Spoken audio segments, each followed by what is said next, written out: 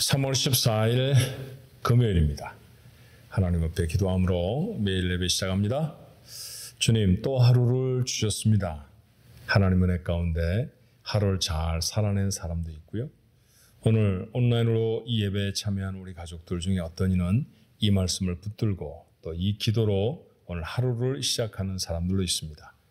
그 삶의 모습이 어떠하든지 그 가운데 은혜를 담게 하여 주옵소서. 저희들의 첫사랑을 우리의 마음속에 깊이 진하게 회복시켜 주옵시고, 하나님이 우리를 어떻게 부르시는지 그 부르심에 응답할 수 있는 준비가 우리 속에 되어지도록 오늘도 말씀이 우리 가운데 역사하여 주옵소서. 예수님의 이름으로 기도하옵나이다. 아멘. 찬송가 214장입니다. 나 주의 도움 받고자. 214장 함께 찬송합니다.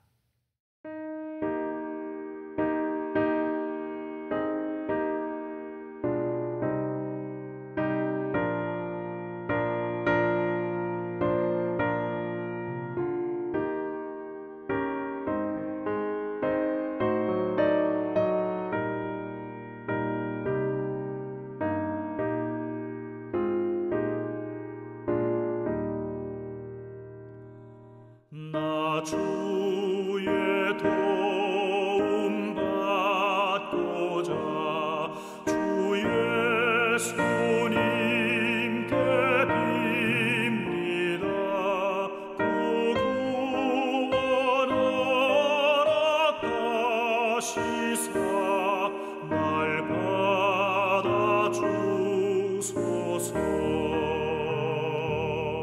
나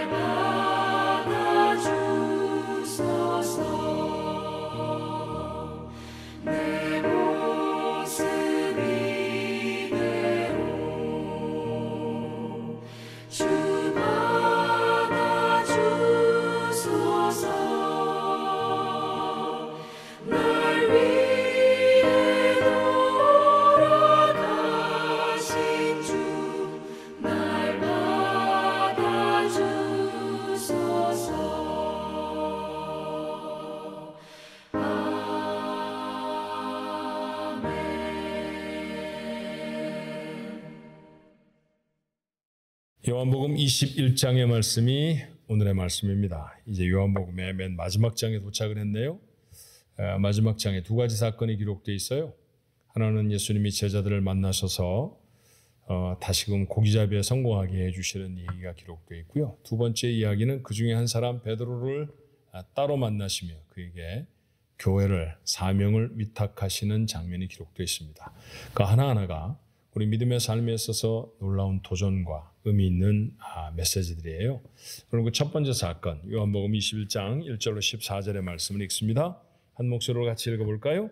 그 후에 예수께서 디베랴 호수에서 또 제자들에게 자기를 나타내셨으니 나타내신 일은 이러하니라. 시몬 베드로와 디도모라 하는 도마와 갈릴리 가나 사람 나다나엘과 세베대의 아들들과 또 다른 제자 둘이 함께 있더니 시몬 베드로가 나는 물고기 잡으러 가노라 하니 그들이 우리도 함께 가겠다 하고 나가서 배에 올랐으나 그날 밤에 아무것도 잡지 못하였더니 날이 새어갈 때 예수께서 바닷가에 서셨으나 제자들이 예수이신 줄 알지 못하는지라. 예수께서 이르시되 얘들아 너희에게 고기가 있느냐 대답하되 없나이다. 이르시되 그물을 배 오른편에 던지라 그리하면 잡으리라 하시니 이에 던졌더니 물고기가 많아 그물을 들 수 없더라. 예수께서 사랑하시는 그 제자가 베드로에게 이르되 주님이시라 하니 시몬 베드로가 벗고 있다가 주님이라 하는 말을 듣고 겉옷을 두른 후에 바다로 뛰어내리더라. 다른 제자들은 육지에서 거리가 불과 한 50칸쯤 되므로 작은 배를 타고 물고기 든 그물을 끌고 와서 육지에 올라보니 숯불이 있는데 그 위에 생선이 놓였고 떡도 있더라. 예수께서 이르시되 지금 잡은 생선을 좀 가져오라 하시니 시몬 베드로가 올라가서 그물을 육지에 끌어올리니 가득히 찬 큰 물고기가 153마리라. 이같이 많으나 그물이 찢어지지 아니하였더라. 예수께서 이르시되 와서 조반을 먹으라 하시니 제자들이 주님이신 줄 아는 고로 당신이 누구냐 감히 묻는 자가 없더라. 예수께서 가셔서 떡을 가져다가 그들에게 주시고 생선도 그와 같이 하시니라. 이것은 예수께서 죽은 자 가운데서 살아나신 후에 세 번째로 제자들에게 나타나신 것이라. 아멘. 인생을 살다가 보면 크고 작은 문제와 어려움들을 만나죠. 그런데 그 문제가 해결이 됐다든지 아니면 그 얘기가 여전히 깊은 미궁 속으로 빠져들어가는 것 같은 고통스러운 상황이었든지 지나놓고 나면 그런 인생의 순간들을 뭐라고 말하냐 하면 난 아주 극적인 인생을 살았어. 그런 얘기하죠. 그렇죠? 어떤 사건도 이건 정말 극적이야.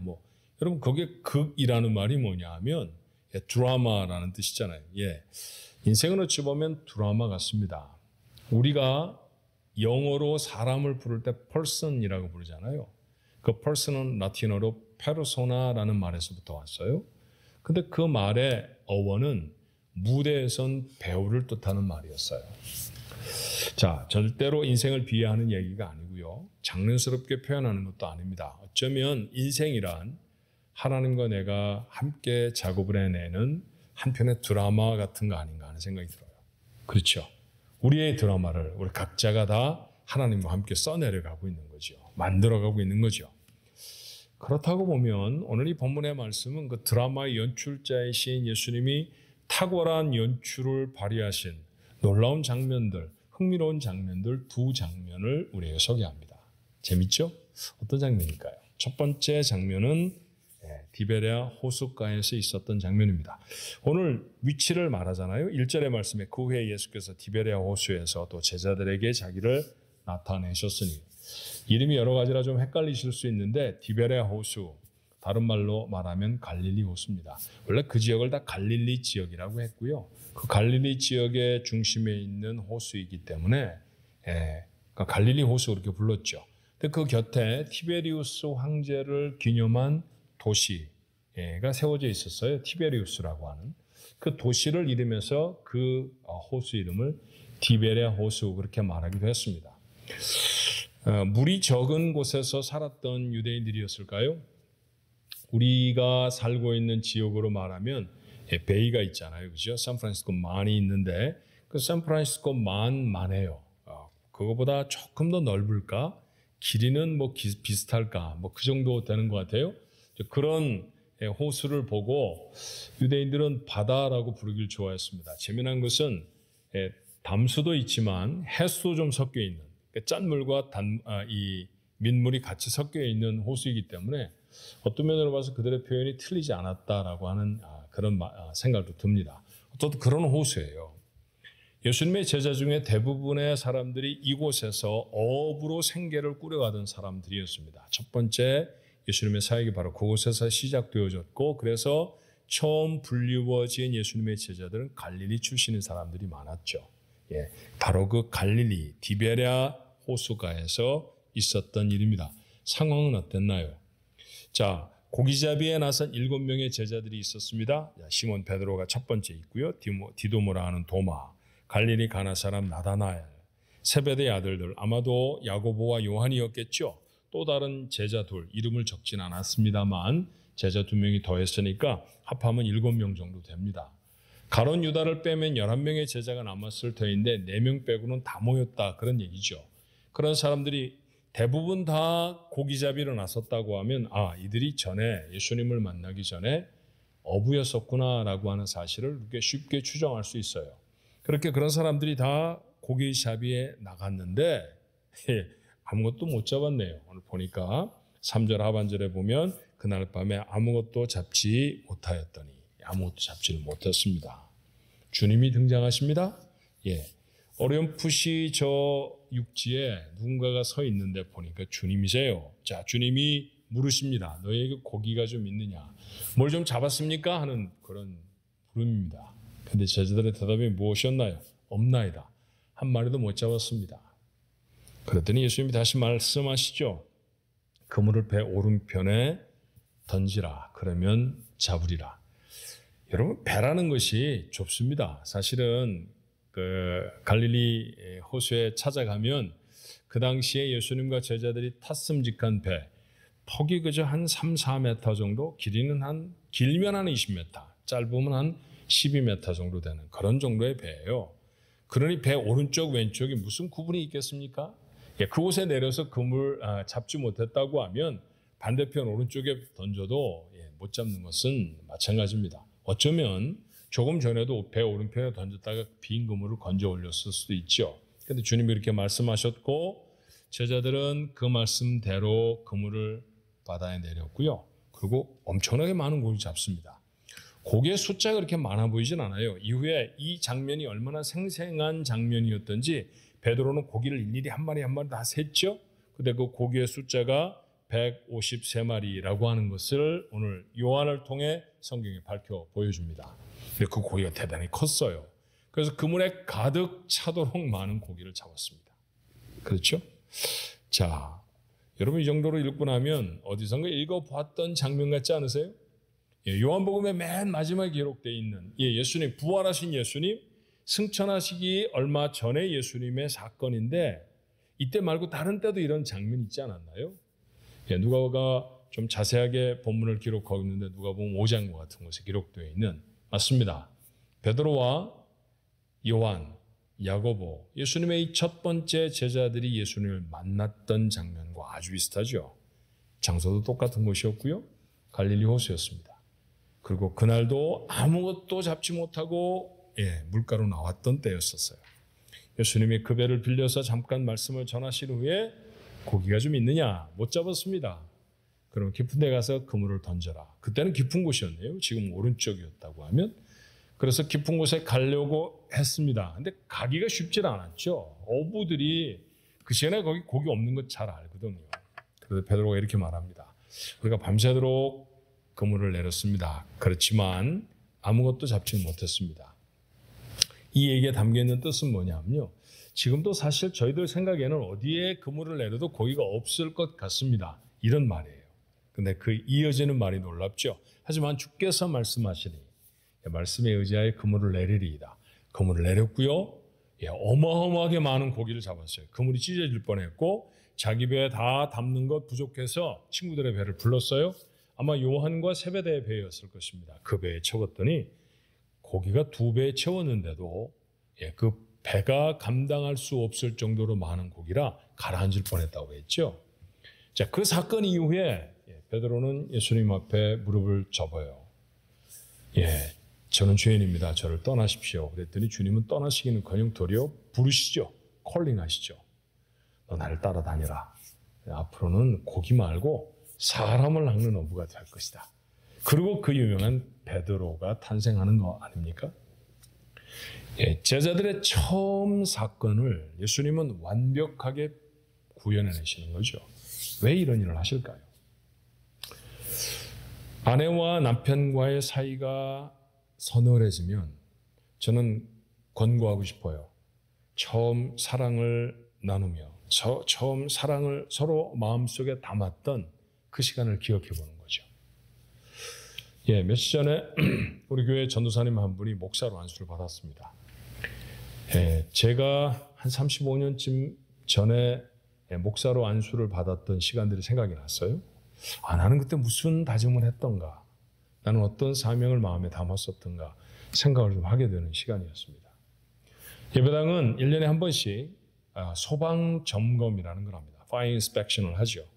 그러면 인스펙터가 와서 소방 점검하는 사람이 와서 항상 들고 오는 그 서류가 있습니다. 그건 뭐냐면 20여 년 전에 저희 교회를 예배당을 맨 처음 지었을 때 그 도면을 갖고 오는 거예요. 창문이 있기로 되어 있는 곳, 문이 있기로 되어 있는 곳에 여전히 그것이 있는지, 맨 처음에 건물을 지을 때 예배당의 용도로 사용하려고 하는데 이렇게 짓겠습니다라고 한 그대로 그 건물을 유지하고 있는지 그거 확인하는 거죠. 주님도 같은 일을 하고 계시는 것 아닌가 싶어요. 이제 제자들을 부르셔야 하고요. 그리고 제자들을 교회로 파송해 내실 것입니다. 주님은 더 이상 세상에 안 계시죠. 어느 때보다도 강력한 믿음이 필요할 때입니다. 회복해야 할 것이 무엇인가요? 주님과의 첫사랑입니다. 인생도 다르지 않다고 생각해요. 여러분의 인생이 어떤 도막에 주님을 만나셔서 여러분의 마음속에 담았던 주님의 그 사랑, 그것 회복하는 것이, 그걸 기억해내는 것이 우리의 삶에서 힘있고 능력 있는 그리스도인으로 살아가는 삶이 얼마나 중요한 일인지 모릅니다. 그래서 에베소 교회를 향해서 주의 명령을 받았던 성령은 이렇게 권고하죠. 첫사랑을 회복해라. 같은 얘기를 나는 우리 가족들에게도 전하고 싶습니다. 두 번째 장면은 뭘까요? 자, 베드로는 기다리지 못하고 옷 대충 입고 물을 이렇게 막 헤치고 수영을 했겠죠. 그리고 예수님께로 나왔고요. 제자들은 배를 빨리 저어서, 우리 영어 성경을 보니까 그렇게 육지에서 멀지 않았다 그렇게 표현해요. 우리말로는 50칸쯤 되었다 이렇게 표현하고요. 그렇게 해서 배를 대고 주님이 계신 곳으로 와 보니까 예수님이 이상한 것들을 준비하고 계십니다. 숯불을 준비하셨고 생선을 놓아두셨고 나중에 큰 고기도 가져오라고 하시는데 이미 주님이 잡으셨는가 봐요. 주님이 이미 생선을 얼려놓으시고 그다음에 떡도 굽고 계시고, 밤새도록 고기를 잡았던 사람들이 얼마나 배고팠겠습니까? 그 사람들에게 배를 채우기 위해서 만들어 놓으신 것이죠. 그런데 여러분, 거기 사용하기 위한 한 단어에 주목했으면 좋겠어요. 숯불이 있는데, 요한은 그렇게 적어요. 숯불이 있는데 안트라키아라고 하는 헬라어를 사용했습니다. 같은 단어를 어디서 썼는지 아시나요? 요한이 기록한 본문의 요한복음 18장 18절에 베드로가 예수님을 부인하고 예수님을 저주했을 때, 그때 우리말 성경은 불을 쬐고 있다 했는데 요한은 똑같은 안트라키아라고 하는 헬라어를 사용합니다. 그 숯불. 자, 이렇게 한번 표현해 보면 어떨까요? 그때 예수님을 그렇게 숯불 앞에서 부인하고 난 다음에 베드로에게 어쩌면 숯불 트라우마가 생겼을지 모릅니다. 숯불만 보면 내가 주님을 부인했었어. 주님을 저주했었다고. 나 같은 사람이 어디 있을까? 이런 슬픔, 이런 고통, 이런 아픔이 베드로에게 있었을지 모르죠. 그렇죠. 그런데 같은 숯불을 펴놓으시고 똑같은 장소 앞에 다시 세우시면서 주님은 이번에 사명을 주십니다. 한마디도 너 왜 그때 도망갔니? 너 그때 나를 왜 부인했어? 말씀하지 않으세요. 심리학에서 종종 동원되어지는 기법 중에 하나인데, 어떤 사람이 정서적으로 굉장히 어려움을 당하고 있으면요, 그 어려움을 당하고 있는 사건, 순간, 그 상황 속으로 그를 다시 한번 세우는 그런 작업을 합니다. 상황극을 연출하기도 하고요. 어떤 때에는 최면을 걸기도 하고, 그렇게 해서 자기의 문제, 자기의 슬픔, 자기의 트라우마를 직면하게 하는 것이죠. 그 앞에 서는 것이 치료의 가장 중요한 시작이라는 거예요. 우리에게도 여러 가지 모양의 주를 향한, 하나님을 향한 부끄러움이 있을 수 있습니다. 그래서 늘 도망을 갈 수 있죠.